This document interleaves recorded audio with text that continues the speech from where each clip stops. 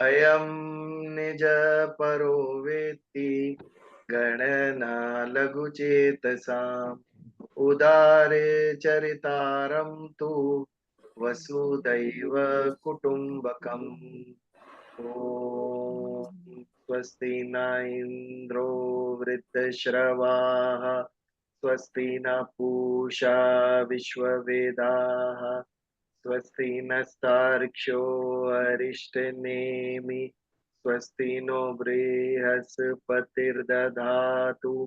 ओम शांति शांति शांति। ब्रह्म निर्वाण पहले आरंभ करेंगे हम। नीता बेन।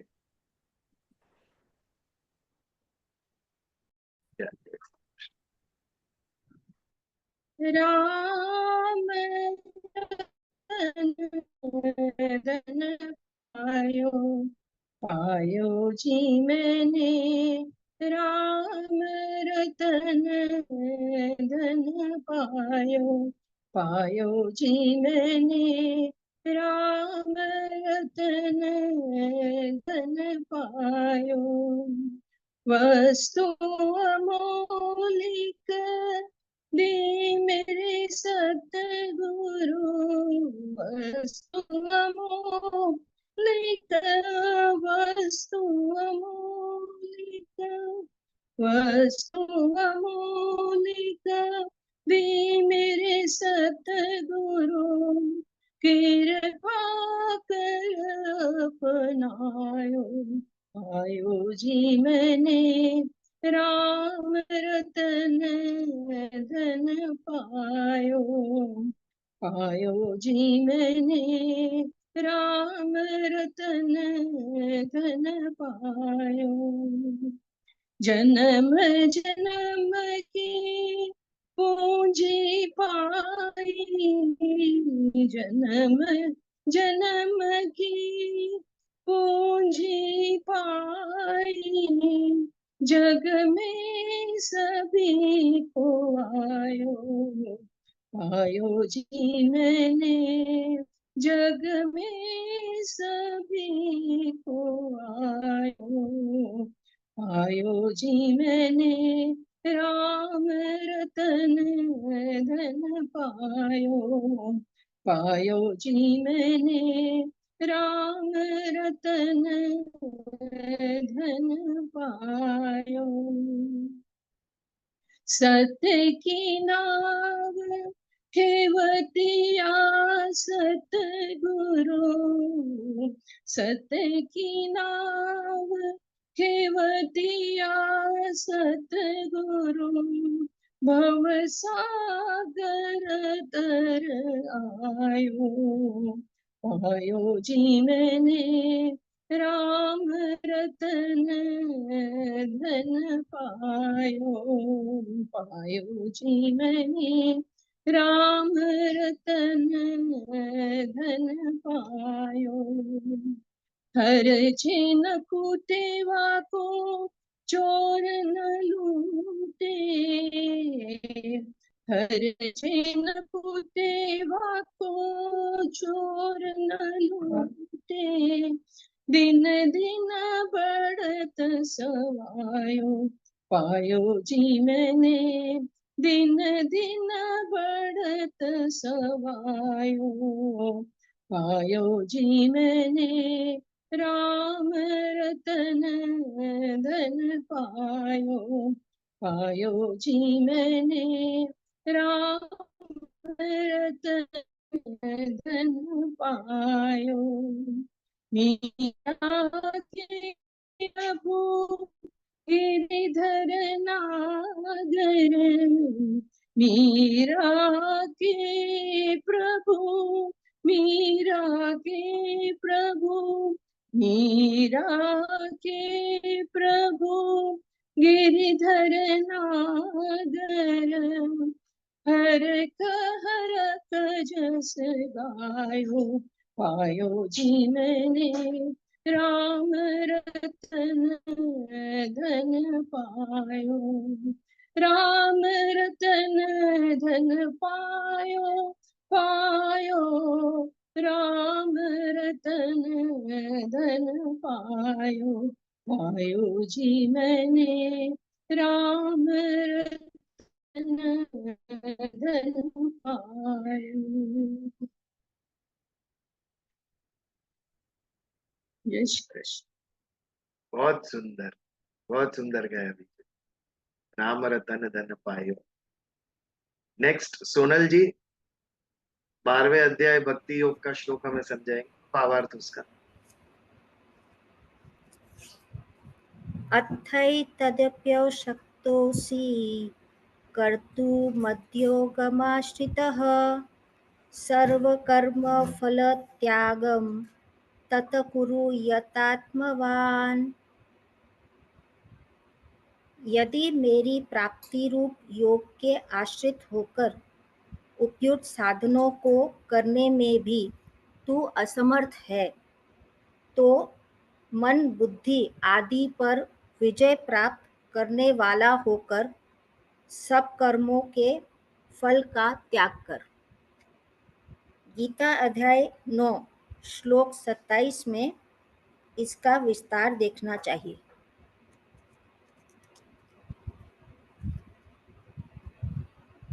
यक्त करोषि यद शासि यज्जुहोषि ददासि यत पश्यसि कौन्तेय तत् कुरुष्व मदर्पणम्।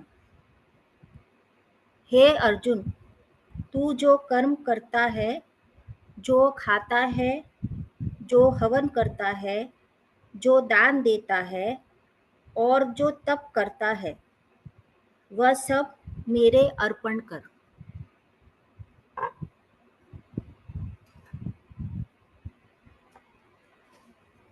आपने कौन सा श्लोक का भावार्थ समझाया?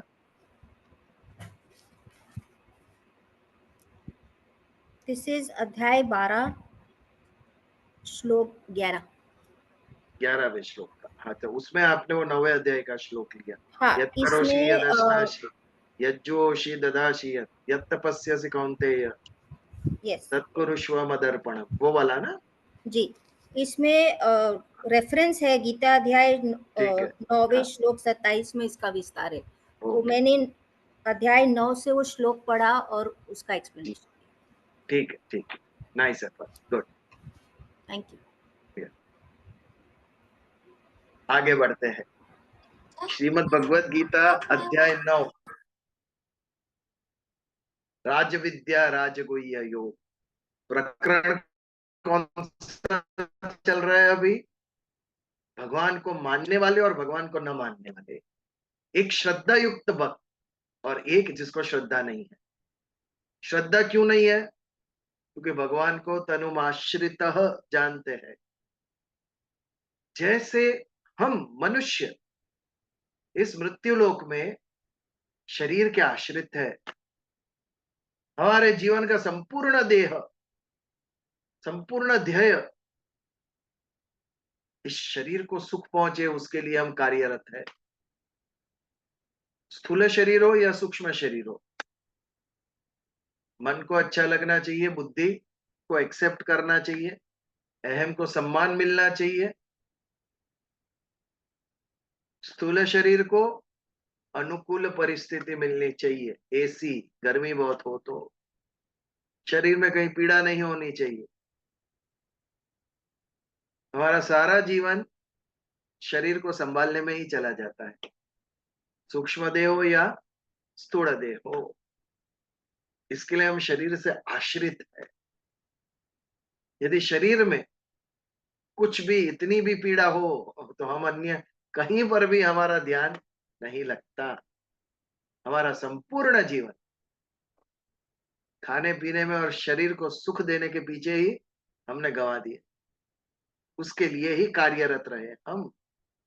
आत्मा के ऊपर लक्ष्य ही नहीं गया किसी का, क्योंकि आत्मा को आकार नहीं है, आत्मा को इंद्रिय नहीं है। कभी आत्मा ने हमसे कुछ पूछा नहीं कि ये तू कर रहा है वो गलत है या सही है। आत्मा दृष्टा है, केवल दूर से देखता रहता है। ये जो मन बुद्धि अहंकार मिला और ये जो शरीर मिला, उसके साथ तू क्या कर रहा है? छोटे थे हम, बच्चे थे जब, माता पिता खिलौना देते हैं तो कोई बच्चे अच्छी तरीके से खेलते हैं और कोई पूरा खोल देते हैं अंदर की मशीनरी जानने के लिए, तोड़ फोड़ देते हैं, डिस्ट्रक्टिव। वैसा ही है, भगवान ने हमें ये खिलौना दिया शरीर, हमने क्या किया उससे? जीवन मुक्त हो सकते हैं हम। इतना बड़ा ध्येय इस शरीर के द्वारा, ये माध्यम है, हम सिद्ध कर सकते थे, लेकिन हमने उस शरीर को केवल सुख प्राप्त करने के लिए खर्च कर दिया पूरा जीवन। इसके लिए हम देह माश्रित, हम इस देह के आश्रित। भगवान जब अवतार लेके आते हैं और स्पेसिफिकली जब मनुष्य देह धारण करके आते हैं, तो जो मूर्ख लोग हैं, मूढ़ लोग हैं, वो ये समझते हैं कि मनुष्य की तरह देह धारण किया है तो ये भी मनुष्य है, ये ईश्वर नहीं है। तो ये ऐसे जो अश्रद्धालु लोग थे, वो भगवान को नहीं मानते थे। कृष्ण जब हो गए उस काल में भी वो कृष्ण को भगवान नहीं मानते थे, क्योंकि उनको एक मनुष्य ही सामने दिखता था। लेकिन जो श्रद्धावान थे, वो श्रद्धावान भगवान की भक्ति करते थे, वो उनके भक्त बन गए। वो लोग कैसे थे, वो आगे एक श्लोक में हमने देखा। महात्मा नस्तु माम पार्थ दैवी प्रकृति माश्रित। वो महात्मा लोग है, मुझ पर श्रद्धा है, मेरा भजन करते हैं, इससे वो मेरे समीप आ गए। और इसके लिए मेरी जो, मैं देवता हूं, मेरे जो गुण है दैवी गुण, वो उनके अंदर आ गए। और इसके लिए उनके अंदर दैवी गुण है, इसके लिए वो महात्मा। हमारे अंदर दैवी गुण नहीं है, आसुरी गुण है। आसुरी यानी सिर पे दो सिंग और लंबे दांत, ये नहीं। आसुरी यानी स्वार्थी, जो केवल स्वयं के लिए जीता है, वो आसुरी भाव। अन्य का कुछ भी हो, इससे जिसको कोई भी फर्क नहीं पड़ता, वो आसुरी भाव। तो आज के युग में हम कितनी भी मटीरियलिस्टिक वर्ल्ड में प्रगति कर ले, विज्ञान में प्रगति कर ले, लेकिन डीपली देखे तो हमारे आसुरी भाव बढ़ रहे हैं। हम सेल्फ सेंटर्ड हो रहे हैं, हमारे सिवा अन्य किसी की हमें पड़ी नहीं है। और खास करके जो यंगर जनरेशन में देख रहा हूं, वो ये जो माइंड योर बिजनेस वाली बात है ना, जो पाश्चात्य से आई है, हमें अपना ही देखना चाहिए, ये उन्हें स्वार्थी इंडिफरेंट बना रहा है सोसाइटी की तरफ। माइंड योर ओन बिजनेस का अर्थ इंडिफरेंस नहीं है कि आप अन्य की पीड़ा भी दुर्लक्ष्य करो, अन्य के दुख भी दुर्लक्ष्य करो। ये हमने उसका उल्टा अर्थ पकड़ लिया, कोई किसी के इसमें इंटरफियर ही नहीं हो रहा है अभी। पॉजिटिवली इंटरफियर करो। दो व्यक्ति में झगड़ा है तो उसको सुलझाने के एंगल से आप इंटरफियर करो, और आग लगाने के इंटेंशन से नहीं। ये आवश्यक है। तो ये जो आसुरी भाव हमारे अंदर पनप रहा है, ज्यादा फैल रहा है, उसका कारण है दैवी गुण से हम दूर हो रहे हैं, ईश्वर से हम दूर हो रहे हैं। ये कारण है कि आसुरी भाव हमारे अंदर और प्रबल हो रहा है। तो जो ईश्वर के समीप है, जो ईश्वर के नजदीक है, उसके अंदर दैवी गुण आते हैं, इसके लिए वो महात्मा। और हम जैसे अल्पात्मा, छोटे, वो महा बड़े। तो ये भक्त कैसे, वो समझाया सब भगवान ने। और उसके बाद पिछली बार जो हमने श्लोक लिया 14वां, उस श्लोक में वो भक्त भगवान का भजन कैसे करते हैं, भगवान से समीप कैसे रहते हैं, ये हमें समझाया। सततम कीर्तयन्तो मां यतन्तश्च दृढ़व्रता नमस्त्यन्तश्च मां भक्त्या नित्ययुक्ता उपासते। उप आसन, ईश्वर के नजदीक बैठना, ये उपासन। उपासना कैसे करते हैं? नित्य युक्त, हमेशा जो भगवान से युक्त है, वो 24/7 भगवान से युक्त है। श्रद्धा है, आप ईश्वर हो और हम आपके भक्त हैं, इसके लिए नमस्यंतश्च, हम नमन करते हैं, झुकते हैं। हम नमन किसको करते हैं? जिसको हम अपना स्वामी समझते हैं, जो हमसे बड़ा है, ये स्वीकार करते हैं, उसको ही हम नमन करते हैं। तो ये भक्त का लक्षण है, भगवान को देखते ही हाथ जोड़ के नमन करता है ईश्वर को, कि आप हमारे स्वामी और हम आपके भक्त हैं। जो सतत कीर्तन करता है, ये नित्य युक्त और सतत कीर्तन कब संभव है? जब आप यत्न करते हो, प्रयत्न करते हो, तब यह संभव होता है। और ये प्रयत्न कब कामयाब होता है? जब आप दृढ़ व्रता होते हो। ये सबसे मुख्य गुण है, दृढ़ व्रता। हमारा जो व्रत यानी नियम, हम जो सामान्य जीवन में करते हैं वो हमारे नियम होते हैं, निश्चय होते हैं। लेकिन जब ईश्वर को मध्य में रख के हम निर्णय लेते हैं, भगवान तेरे लिए, तो वो व्रत में परिवर्तित हो जाता है। हम हमारे नियम निश्चय तोड़ डालते हैं सहजता से, लेकिन व्रत क्यों नहीं तोड़ते? क्योंकि वो भगवान को दिया हुआ प्रॉमिस है। भगवान आपके लिए हम ये कर रहे हैं। जब भगवान के लिए कुछ हम निर्धार करते हैं, तो वो व्रत कहलाता है।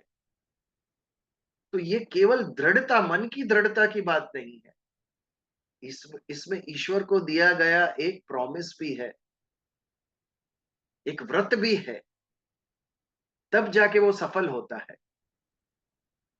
जब भी किसी बात में ईश्वर को हम लेकर आते हैं, जहां पर भगवान है, वो सनातन हो जाती है, वो शाश्वत हो जाती है। उसको एक बल मिलता है, दैवी बल, फिर वो टूटता नहीं। आप सहज डाइटिंग के लिए कहोगे क्या, 2 दिन मुझे एक ही टाइम खाना है, तो शायद आपका वो निश्चय ना रहे। लेकिन भगवान के लिए उपवास करना है, व्रत रखना है, ये बात आई तो हमारे से सहजता से हो जाएगा। जो भगवान के ऊपर श्रद्धा है हमें, भगवान को जब हम प्रॉमिस करते हैं तो हम वो तोड़ते नहीं, क्योंकि उसके ऊपर रिस्पेक्ट है, प्रेम है, श्रद्धा है ईश्वर के ऊपर। तो ऐसा जो दृढ़ व्रती है, वो ही सफल होगा प्रयत्न करने में, कि सतत कीर्तन करता रहे, जो नित्य युक्त होकर उपासना करे। ये भगवान के समीप जाने की प्रक्रिया बताई भगवान, भक्ति का एक तरीका बताया।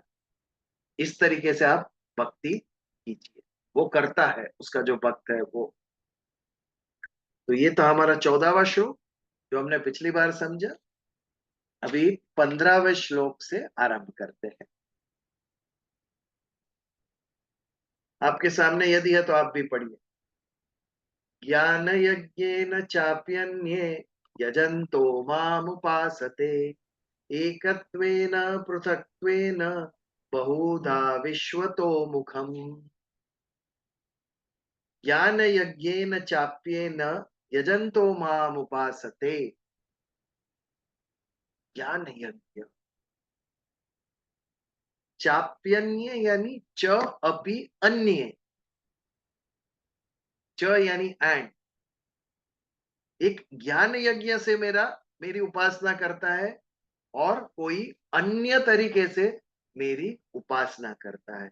यजंतो माम उपासते, यजंतो यानी उसकी पूजा करना, ये यजंतो है, यजन क्रिया। यहाँ पर जो दिव्य चक्षु है, यहाँ पर इसकी पूजा करना, ये यजन क्रिया है। भगवान को हम यहाँ तिलक लगाते हैं ना, वो यजन क्रिया कहते हैं। पूजन और यजन, ये दोनों क्रिया है भगवान की पूजा करने। तो मेरी उपासना, मेरा यजन किस तरीके से करते हैं? 2 प्रकार से। पहला प्रकार हमने 14वें श्लोक में देखा, भगवान का भजन करो, भगवान का कीर्तन करो, भगवान को न भगवान के लिए दृढ़ व्रत रखो। ये भक्त रखेगा कि ज्ञानी? कीर्तन, भजन, उपासना, ये भक्ति योग का श्लोक है कि ज्ञान योग का है? कीर्तनम सततम दृढ़ व्रता भक्ति नित्य, भक्ति योग का है कि ज्ञान योग का है? भक्ति भक्ति योग, भजन कीर्तन भक्ति कौन योग, करता है? भजन भक्ति कीर्तन योग, कौन? भक्ति योग, भक्त, भक्ति योग, यस, भक्ति योग, भक्ति योग का श्लोक है ये। भक्ति योग का श्लोक अर्थात 12वें अध्याय में आने वाला श्लोक ऐसे नहीं, ये भक्ति प्राधान्य श्लोक है। भजन कीर्तन उपासना ये भक्त करता है। और ये श्लोक क्या कहता है? 15वां श्लोक, ज्ञान यज्ञेन चाप्यन्ये। ज्ञान यज्ञ, ये श्लोक कौन सा है? भक्ति योग का है कि ज्ञान योग का है? सांख्य योग का? ये सांख्य योग का श्लोक सांख्य है। योग, यहाँ पर किसकी बात है? ज्ञान यज्ञ। ज्ञान योग, व्हाट इज ज्ञान यज्ञ? ज्ञान योग यज्ञ की सामग्री क्या है? यदि आपको ज्ञान यज्ञ करना है तो सामग्री क्या चाहिए आपको? आपको मोबाइल में जूम चाहिए तो आप ज्ञान यज्ञ कर सकते हो। ये आपको जो अपने अहंकार का यज्ञ करना है वहां पर। हम जो ये कर रहे हैं ये ज्ञान यज्ञ है। हम ज्ञान के द्वारा ईश्वर की उपासना कर रहे हैं, विचारों के द्वारा हमारा जो अज्ञान है वो निकाल के आत्मा के ऊपर अविद्या का जो आवरण है वो समझना पड़ेगा। ये आवरण क्या है? मैं आत्मा हूं, मैं शरीर नहीं हूं। ये समझ जब आएगी और जब वो आवरण हमें पता चलेगा कि मैं क्यों आत्मा का साक्षात्कार नहीं कर सकता, क्योंकि उसके ऊपर प्रकृति का आवरण है एक। ये आवरण हमें आत्म साक्षात्कार नहीं होने दे रहा है। और बुद्धि के द्वारा, ज्ञान के द्वारा विवेक जागृत करके कि ये जो आवरण है वो किसका आवरण है? आसक्तियों का आवरण है, मोह का आवरण है। आसक्ति और मोह यानी आपको पता भी नहीं चलेगा। सिंपल एग्जाम्पल, आपको रोज सुबह उठकर चाय चाहिए ही चाहिए, ये आसक्ति है। ऐसी तो कितनी चीजें जिसके बिना हम जी नहीं सकते, सांसारिक चीजें, ये सभी आसक्ति। परिवार अपना, बच्चे अपने, पति पत्नी, माँ बाप, मित्र, कितना हम सुख मिलता है वहां से। लेकिन यही तो अविद्या का जाल है जो आपको संसार में उलझा के रखता है। और आपकी जो ट्रू सेल्फ, माई सेल्फ हम कहते हैं, पर ये माई सेल्फ की अनुभूति किसी को हुई नहीं है।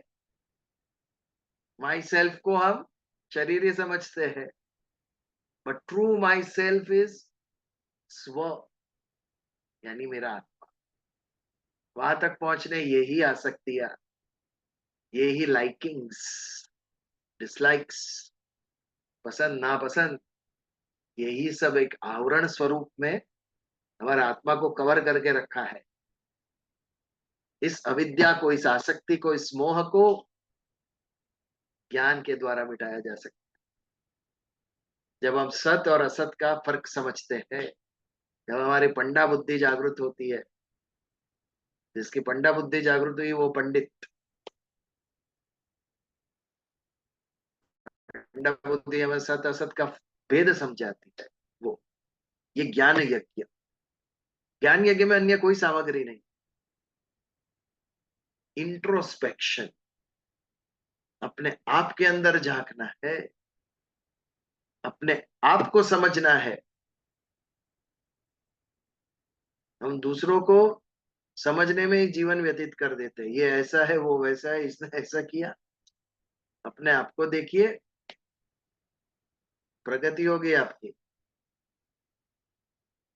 बुरा जो खोजन मैं चला, बुरा न मिलिया कोई, जो मन खोजा अपना, मुझसे बुरा न कोई। कबीर जी ने 2 लाइन में कह दिया। अपने आप को टटोलो, that is knowing thy self. मैं कौन हूं? केवल ये विचारो आप कहां से आए हो। आपने जब जन्म लिया उसके पहले कहां थे? ये प्रश्न डिस्टर्ब कर जाना चाहिए हमें। आज मैं हूं, आई नो आई एम, तो इसके पहले कहा था मैं? हमें फर्क ही नहीं पड़ता इन विचारों से। इसके लिए हम सत्य तक नहीं पहुंच सकते, अपने आप को नहीं समझ सकते हम। हमारी गति क्या होगी इसके विषय में भी हम नहीं सोचते। यहां से आध्यात्म शुरू होता है। जब आप अपनी स्व की खोज करने निकलते हो, बियॉन्ड द बॉडी, शरीर के भी आगे कुछ है, ये तत्व को समझने का प्रयत्न वो अध्यात्म। तो क्या तत्व है जो हमेशा से था और हमेशा रहेगा, जो आज मेरे अंदर है लेकिन मुझे उसकी अनुभूति नहीं है? ये ज्ञान यज्ञ, बुद्धि के द्वारा, ज्ञान के द्वारा जब हम स्व की खोज करने निकलते हैं, उसे ज्ञान यज्ञ कहते हैं। भक्त अपने क्षमता और अपने रुझान के अनुकूल होकर मार्ग अपनाते हैं, भक्ति का हो, ज्ञान का हो, इस प्रकार।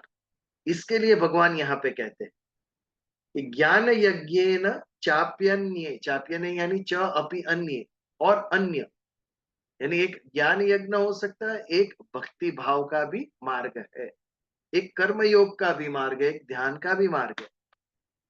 पतंजलि जी ने अष्टांग योग दिया हमें, उसके द्वारा भी आप मुक्ति प्राप्त कर सकते हैं। तो अलग अलग अलग मार्ग, आपको जो अनुकूल हो वो मार्ग आप अपनाइए। यजंतो माम उपासते, अलग अलग मार्ग से, अलग अलग तरीके से भक्त मेरी पूजा करता है।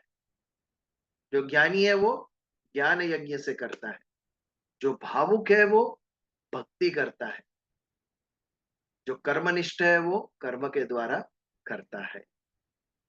तो ज्ञान यज्ञेन चाप्यन्ये यजंतो माम उपासते एकत्वेन पृथक्त्वेन। एकत्व यानी एक, क्या एक है? मैं, यानी आत्मा और परमात्मा, हम अलग नहीं है, हम दोनों एक है। अगेन, ये ज्ञान यज्ञ। सांख्य दर्शन क्या कहता है? अहम ब्रह्मास्मि। आप वेदों के, चारों वेदों के महावाक्य पढ़िए, एक ही बात प्रतिपादित करते हैं, मैं आत्मा हूं और मैं परमात्मा का अंश हूं। ये ज्ञान मार्ग, एकत्वेन, we are not different, we are same. घड़ा, खाली घड़ा, खाली घड़े के अंदर जो वैक्यूम है, जो खालीपन है, वो घटाकाश, घट के अंदर का आकाश। आकाश यानी नथिंग, अवकाश, नथिंगनेस। घड़े के अंदर का एक आकाश और चिताकाश, घड़े के बाहर का आकाश। ये दो अलग हम देख सकते हैं, एक घड़ी के अंदर वैक्यूम है और उसके बाहर भी वैक्यूम है, यूनिवर्स। बट ये कब तक? जब तक घड़े रूपी मटके का भेद है। अगर घड़ा तोड़ डालो तो मिट्टी का, वो जो घड़े के अंदर की स्पेस थी कहाँ गई अब? अरे एक ही थी, अलग थी ही नहीं। बट बीच में ये जो आवरण आ गया, घड़ा, उसके लिए ये भेद निर्माण हुआ। ये घड़े के बाहर भी अवकाश है, घड़े के अंदर भी अवकाश है।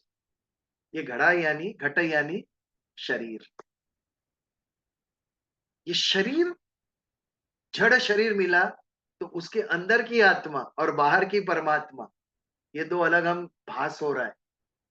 लेकिन जिस दिन इस शरीर का नाश हो गया तो उस दिन सत्य समझेंगे कि अंदर के आत्मा और बाहर की आत्मा अलग थी ही नहीं, एक ही थी वो।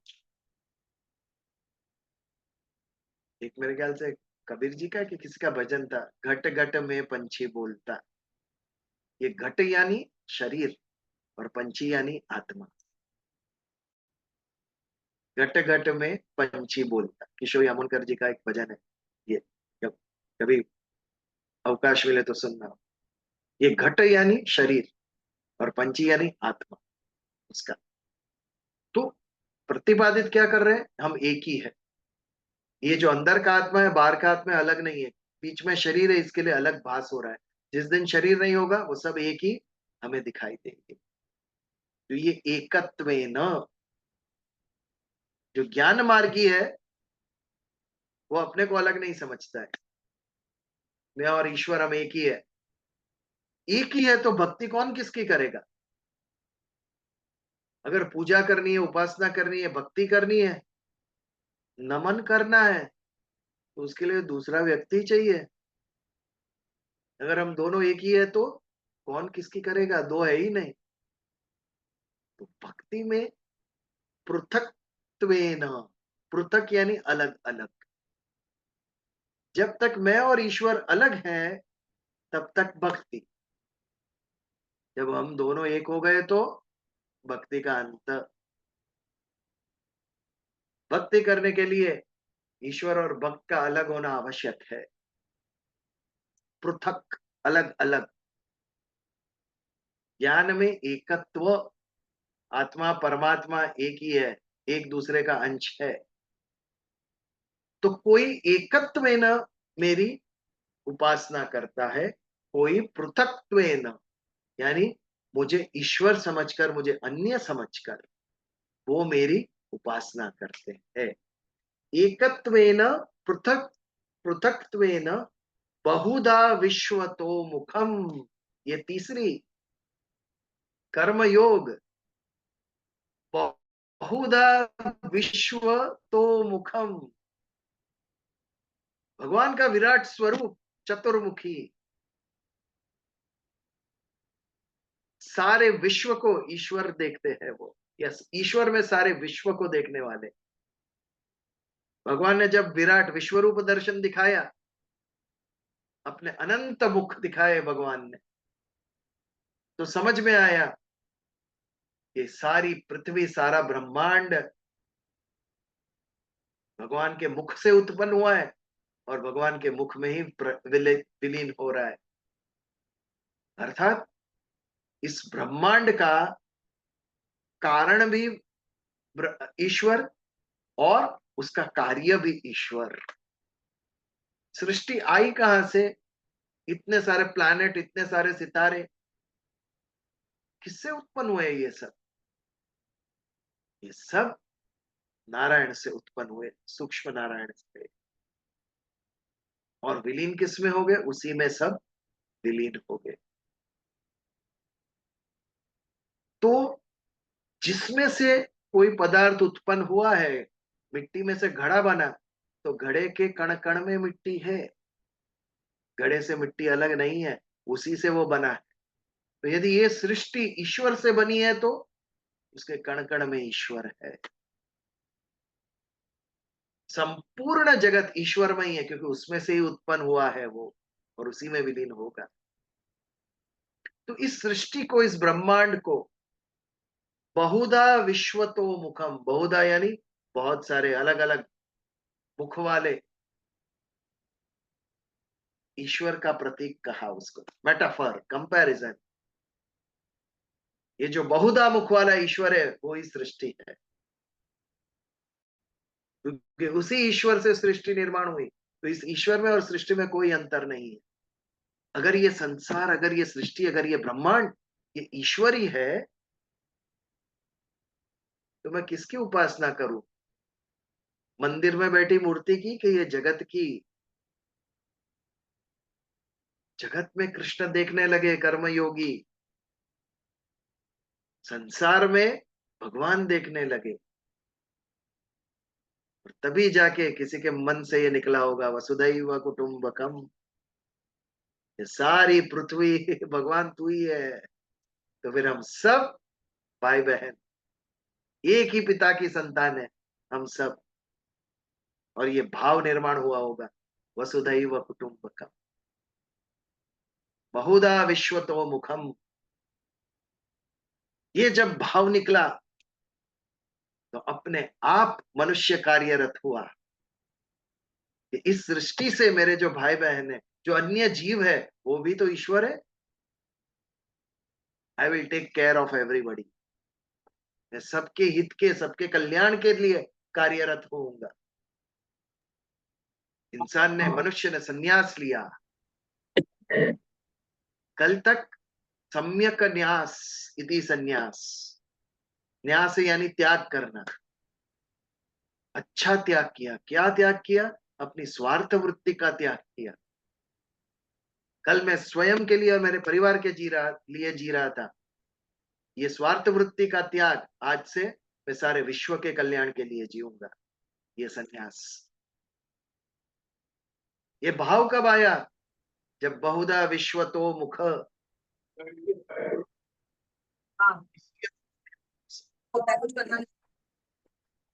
और भाव निर्माण हुआ कि उसी ईश्वर से ये सारी सृष्टि बनी है। तो ये सारी सृष्टि का एक एक जीव, ये मेरा ही परिवार है। जिस भगवान की पूजा मैं मेरे घर में और मंदिर में कर रहा हूं, वो तो कण कण में बसा हुआ है। जब ये दृष्टि आई, परसेप्शन, उच्चतम परसेप्शन हमें प्राप्त हुआ, तब मनुष्य कार्यरत हुआ निस्वार्थ भाव से, संन्यास भाव से, सारे विश्व का कल्याण करने के लिए। ये कर्मयोग। व्हाट इज कर्मयोग? अनासक्त भाव से कर्म करना, ये कर्मयोग। कामनाओं का त्याग करके कर्म करना, स्वयं के लिए कुछ नहीं। तो कोई कनेक्शन चाहिए ना। मैं क्यों अन्य के लिए करूं? क्योंकि वो अन्य नहीं है, वो ईश्वर है। जो ईश्वर तेरे अंदर बैठा है, वो ही उसके अंदर है। ये कनेक्शन एस्टेब्लिश हुआ, संबंध एस्टेब्लिश हुआ, फिर कर्मयोग का आरंभ हुआ। जो मेरे घर में बैठे भगवान की पूजा कर रहा हूं, वही जब एक गरीब को खिलाता हूं, वही पूजा है वो। उस जीव के अंदर जो भूख है, वो भी ईश्वर है। क्योंकि भूख की अनुभूति जो मुझे होती है, वो ही अनुभूति अन्य को होती है, सबको समान होती है। और खाने के बाद जो तृप्ति होती है, वो भी सबको समान होती है। तो मुझे जो तृप्ति होती है, वो अन्य को भी हो रही है। मुझे जो भूख लगती है, वो अन्य को भी लगती है। क्योंकि हम सबके अंदर कॉमन भगवान बैठा है। इसके लिए हम सबके जो सुख दुख है, वो कॉमन है। ये जब हमारे मन के अंदर स्थिर होता है,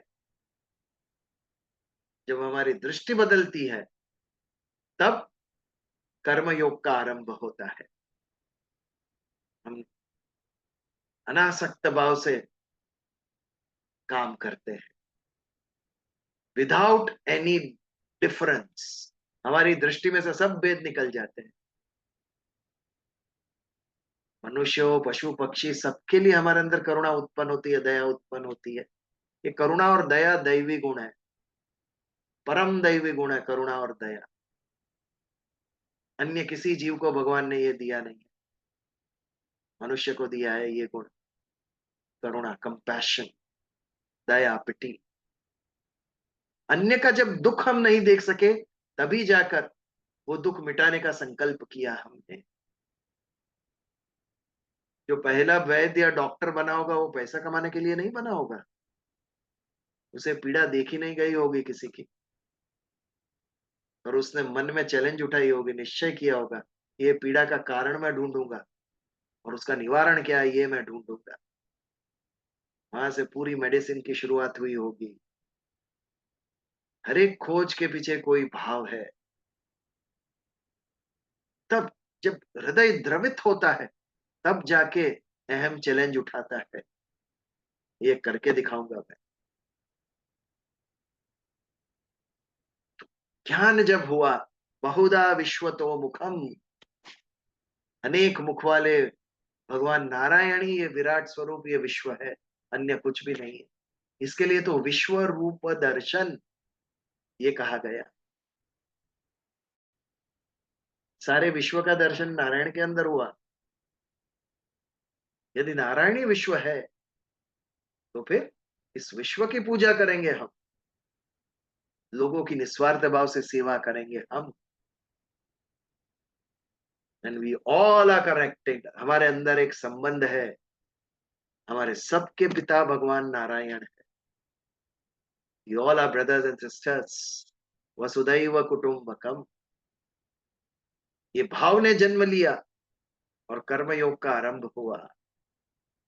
तो एकत्वेन पृथक्त्वेन बहुधा विश्वतो मुखम ज्ञान यज्ञेन चाप्यन्ये यजंतो माम उपासते।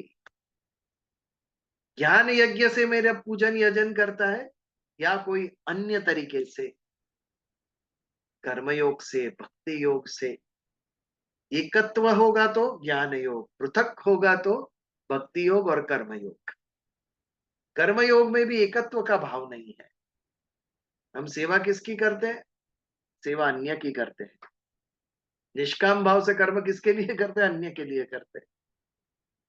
इसके लिए कर्मयोग भी पृथक्त्वेन, भक्ति भी पृथक्त्वेन, लेकिन ज्ञान एकत्वेन। ज्ञान यज्ञेन चाप्यन्ये यजंतो माम उपासते एकत्वेन पृथक्त्वेन बहुधा विश्वतो मुखम। ये था हमारा 15वां श्लोक, अति सुंदर श्लोक। इसके ऊपर यदि कोई प्रश्न हो तो। विजल भाई, एक बात है। हाँ आपने कहा कि वो घड़े का एग्जाम्पल किया था आपने कि वो हाँ घड़ा जैसे टूट जाता है तो फिर तो सब एक ही है। तो आपने कहा जैसे अपना शरीर है, तो जब ये शरीर मतलब छूट जाता है तो आत्मा और परमात्मा से मिल जाते हैं, मतलब या फिर एक ही है। तो मेरा ये हाँ ऐसी पूछ रहा हूँ मैं, जैसे अपन अभी पहले पूछ रहे थे भाई हम कहाँ से आए हैं। वो सोचो आप जब आए हो धरती पे, इसके पहले आप कहाँ थे? तो फिर वो तो वही हो जाएगा ना जी कि हम तो परमात्मा में ही थे और फिर हम इस शरीर में वापिस आ गए। जैसे इस हाँ, शरीर में हम नहीं आए हैं। ये परमात्मा का जो अंश था उसने ये शरीर धारण किया है। शरीर के अंदर आत्मा नहीं है, ये आत्मा शरीर धारण करता है। वही ऑलवेज जो चैतन्य है उसका जड़ के साथ मिलाप होता है। जैसे आपकी इंद्रिय है ना, वो विषय के पीछे जाती है, विषय कभी उठ के आता नहीं है आपके पास। वन विच हैज लाइफ वो चल के जाती है। ऐसा है, विषय जड़ है। ओके, और कुछ? हाँ बोलो વિજલભાઈ નિખિલ ભાઈ। કે આત્માને આકાર નથી, બરાબર? हाँ जी, स्वरूप હા, જ નથી। તો આપણે જ્યાં શરીરમાં આત્મા છે તો ઈ આપણો આત્મા છે એટલે તો જ આપણે ઇન્દ્રિયથી देखી શકીએ, જોઈ શકીએ, 101%। हाँ બરાબર? તો પછી આપણે એમ કહીએ કે આત્માને આકાર થઈ ગયો કહેવાય કે નહીં? ના બિલકુલ નહીં। તમારા ઘરમાં લાઈટ છે, પંખો છે, એસી છે, હા, બધું છે, પણ એ ત્રણેયને શક્તિ કોણ આપે છે? ઇલેક્ટ્રિસિટી। ઇલેક્ટ્રિક છે આકાર કોઈ જોઈ કોઈ ઇલેક્ટ્રિસિટી? નહીં, આપણે તો ખાલી વાયર જોઈએ છે તાંબાનો બરાબર. પ્લાસ્ટિકની અંદર, પણ એમાં ઇલેક્ટ્રિસિટી ક્યાં છે કોઈને ખબર નથી, કારણ કે એ પણ સૂક્ષ્મ છે। શરીરનું પણ પછી મૂલ્ય તો રહે જ ને આત્માનું હોય એટલે, જેમ એક એસી છે એમ શરીર છે। તો ઈ એસી ચાલ્યા રહે એને ઇલેક્ટ્રિક પાવર મળે ત્યારે ચાલે છે। એ જ રીતે આ શરીર ક્યારે ચાલે છે? જ્યારે એને આત્માનું બળ મળે છે ત્યારે। પણ જો શરીર ના હોય તો આત્માની અનુભૂતિ થાય જ નહીં, ખબર જ ના પડે આમાં ક્યાં છે, કારણ કે નિર્ગुण निराकार છે। और आत्मा को शुद्धि करने के लिए शरीर की आवश्यकता है ना। शरीर के आत्मा को वो आत्मा, अकर्ता है। हाँ आत्मा अकर्ता है, लेकिन आत्मा को यदि कर्म करना है तो कर्म करने के लिए शरीर धारण करना आवश्यक है। और यस जैसे जैसे आत्मा का लेवल उसको अपना इम्प्रूव करना है, वो केवल कर्म के रास्ते ही हो सकता है। वो हाँ आत्मा जी, यदि कर्म नहीं करेगा, शरीर नहीं धारण करेगा, तो आत्मा अपने आप को बेटर लेवल पे नहीं ले जा सकता। डेफिनेटली उसको मुक्ति के लिए कर्म करना पड़ेगा, मुक्ति के लिए। और ये कर्म करने के लिए शरीर उसका साधन है। उसका साधन साधन के शरीर शरीर बुद्धि मन बुद्धि ये चित्त सब, वो भी अहंकार शरीर ही तो सभी है। के साथ में, वो शरीर मटेरियल एनर्जी के ही तो सब भाग है, ये सभी सभी शरीर मटेरियल ही है। एनर्जी से, हाँ मन सब कुछ बुद्धि चित्त मटेरियल है। अहंकार सूक्ष्म देह है, वो तो वो सारे मटेरियल एनर्जी साधन। को, ये साधन है उसके, यस, ये उसके शरीर को साधन है। साधन बनाकर, हाँ क्योंकि आत्मा अकर्ता है, वो कुछ करता नहीं है, इसके लिए शरीर के द्वारा अपनी मुक्ति के तरफ आगे बढ़ता है। हाँ नितिन भाई। मैं अभी अब जैसे बता रहे थे कि माता पिता बच्चा अपना लड़का, ये सारी चीजों में हम उलझे रहते हैं, तो इसी में हम हमारे को उलझा दिया जाता है। अभी मेरी समझ या मेरी सोच ये है कि ऐसे बहुत से उदाहरण हैं जो इसमें उलझे हुए रहते हुए भी जिन्होंने प्रभु की प्राप्ति करी है। तो आई फील दैट अगर हम इस प्रकार से हमारी भी सोच उन लोगों जैसी कर लें, फॉर एग्जाम्पल अगर मुझे तुरंत याद आता है तो हम अगर देखें कि जो पुंडलिक था वो माता पिता की सेवा में जो सेवा कर रहा था उसमें 100% उसका डेडिकेटेड उसका जो था, तो उसने भगवान को भी खड़ा कर दिया कि भाई रुको मैं अपना सेवा करके आता हूँ। तो अगर देखा जाए तो उसका जो एक्ट या उसका जो कर्म था वो उसके माता पिता की तरफ पूरा समर्पित था, लेकिन फिर भी उसको भगवान की प्राप्ति हुई, यही नहीं कि भगवान उसके लिए वेट किए। तो ऐसे पहले मतलब तो even when we talk of Dhruv से भक्त ध्रुव की बात करें तो वो भी एक्चुअली उस अपनी मात ऐसा नहीं है कि जिन्होंने भगवान की प्राप्ति की है, जो हम एग्जांपल्स हमारे पास हैं, वो अपने फैमिली रिलेशन से किसी से एंगेज या उलझे हुए नहीं थे। They were all very much part of this world और संसार के सारे नियम के अनुसार ही उनका जीवन व्यतीत कर रहे थे, फिर भी उनको जो है परमात्मा की प्राप्ति हुई है। तो अगर अगर मतलब इट्स वेरी डिफिकल्ट, दो I am saying it just now, but it is difficult. ये ऑफ कोर्स हमको उलझा देती है चीजें कि भाई अरे बहुत अच्छी मूवी आई है, सब देखने जा रहे हैं, मुझे जाना है। तो हम एक प्रकार से उस मटेरियल चीज या कोई नई गाड़ी आई है या जो भी एक्स वाई जेड जिसकी जैसी मतलब पसंद हो तो वो उस तरफ वो खींचा जाता है। लेकिन that doesn't mean that if you are enjoying a very a new car or something like that, at the simultaneously you cannot भगवान को बज नहीं सकते हैं, या ये थोड़ा सा मुझे ये लग रहा है कि दैट इज नॉट। नितिन भाई गोपियों का सबसे बड़ा एग्जाम्पल है ना। हाँ बिल्कुल बिल्कुल। But then they were always all the time कृष्णमय रहते थे वो। कृष्णमय रहते लेकिन थे, मैं वो यही सब बोलता हूँ महात्मा कि थे, इसीलिए प्रत्येक दे नहीं ऑल नहीं वर महात्मा महात्मा। महात्मा महात्मा तो बनने के लिए, लेकिन कोई पैदाइशी तो महात्मा नहीं होता है। मतलब उसके लिए महात्मा बनने के लिए जो भी प्रक्रिया या जो भी उसके स्मॉल स्मॉल स्टेप्स गोपियों ने भी लिए होंगे, तभी वो उच्च कक्षा की उनकी एक कक्षा बनी होगी जिनमें उनको मतलब वो कृष्णमयी रहते थे पूरी तरह। तो मेरा कहने का ये मतलब है कि जैसे हम भी सभी व्यक्ति, हम सब जीव जो है वो पूरे संसार में उलझे हुए ही हैं, लेकिन इसके बावजूद भी हम ये पूरी कोशिश कर सकते हैं, या ये मतलब इसमें निराश होने वाली बात नहीं है कि जिंदगी में उलझे हुए होने से हमको परमात्मा की प्राप्ति नहीं हो सकती है।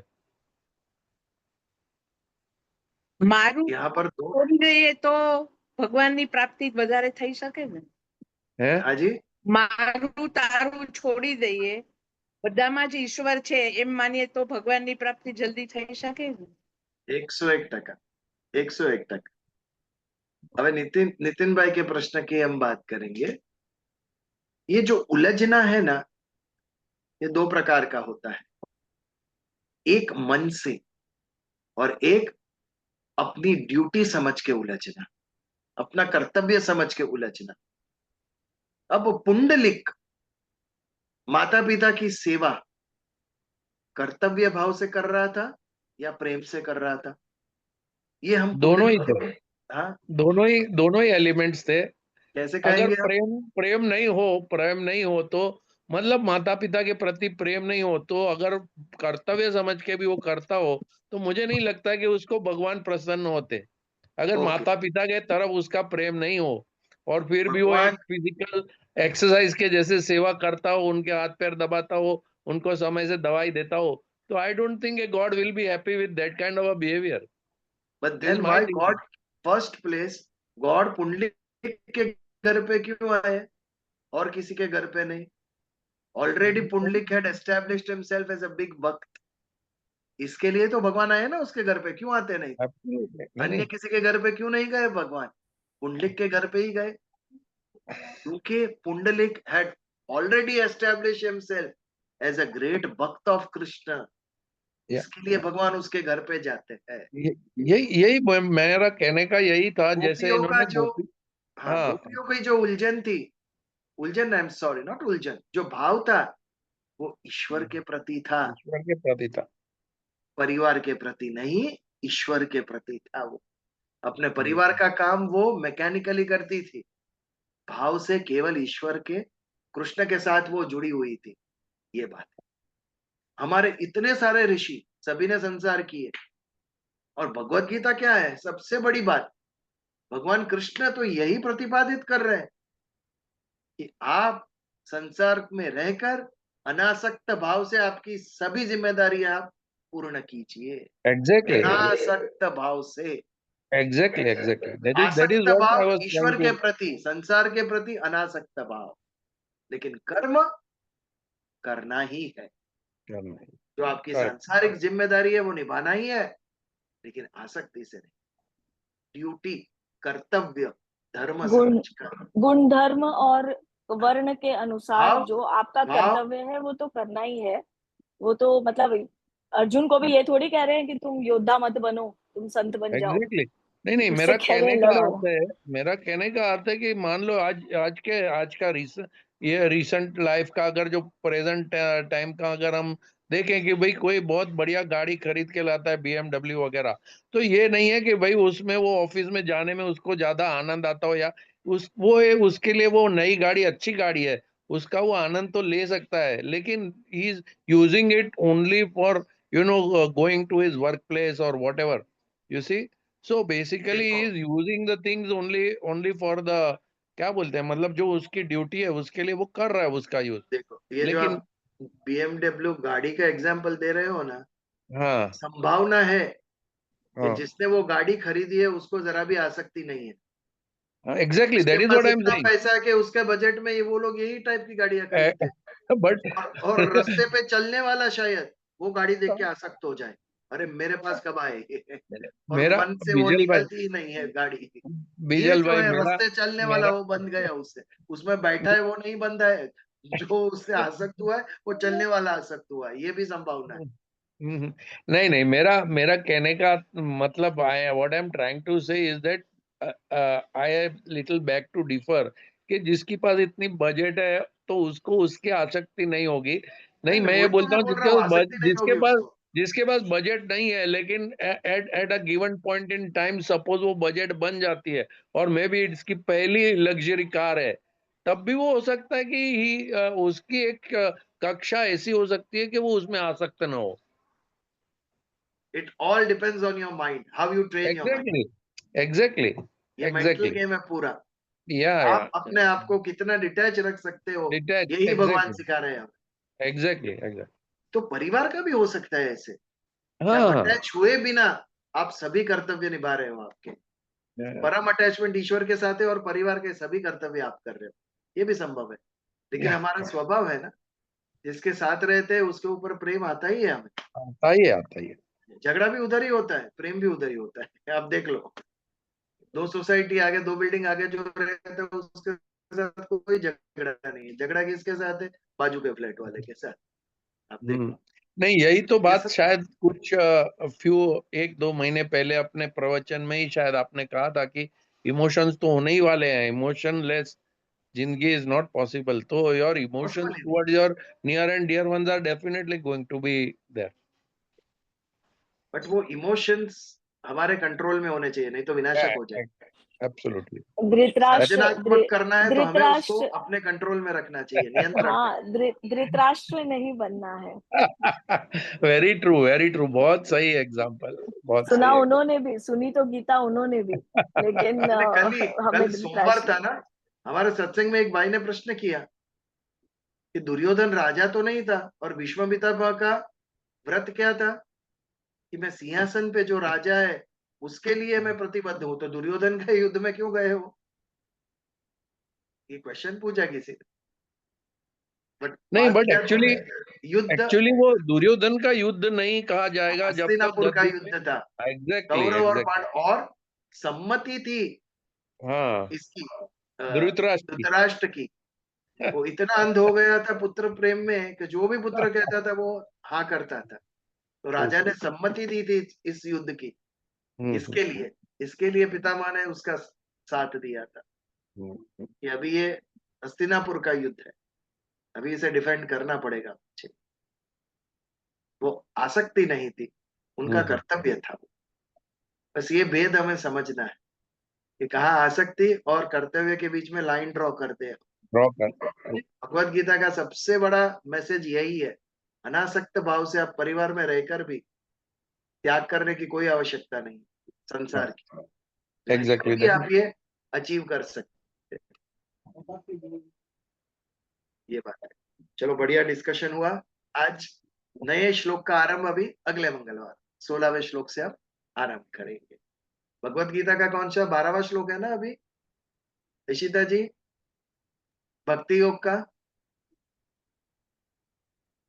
चर चरण कृतम वाक कायाजम कर्मजम व श्रवण नयनम च वामानसवापराधम विहितम विहितम वा सर्वमेतत् क्षमस्व। जय जय जय करुणाब्दे श्री महादेव शंभो। ओम शांति शांति शांति। जय श्री कृष्ण। जय श्री जय श्री कृष्ण। जय श्री कृष्ण। जय श्री कृष्ण बधाई ने। जय श्री कृष्ण। जय श्री कृष्ण।